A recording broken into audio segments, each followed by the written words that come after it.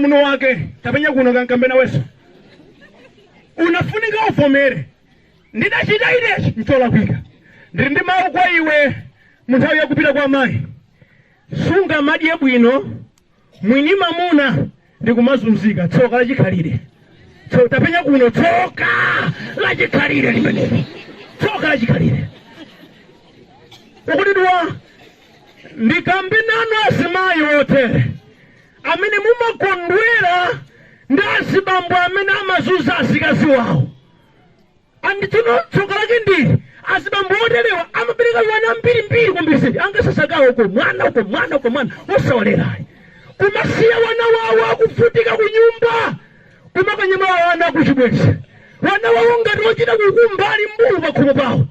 iwe nkumadya ndalama zake zasoya zonse udabwira ndiwe mashingoza asakutalikire ngati sulapa chifukwa Yehova sadzalola zichitike mzoza.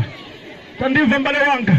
yankho lake ndi limodzi bwera kwa Yesu akulandire ameni ndipo kapo kwenda mawu ndikuchita inezi ndizolapika mbuye Yesu kuwukireni ameni. Bambo iwe nkambe nawe mwina kwanu amakuopa penya kuno kuze izi ukozokhala shasha lero ndi mahule amene aphwekawa dziwa ichi hule sazo na matenda siziteka akadya idya ukanokoka akapita kwa wina asoika wine udzamufuna mayemwe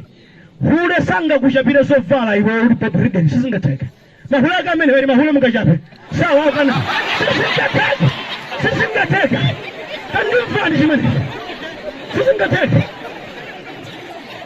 udzamufuna mzima yemwe ucha chala sawina chipolopolo ndi chimene umamva talapa chimo lako malemba akuti odala ndi munthu amene adachitadi choyipacho koma ndafika pene mawu ndachita ndalakwa ambuye kuwukireni ndabweranso ameni.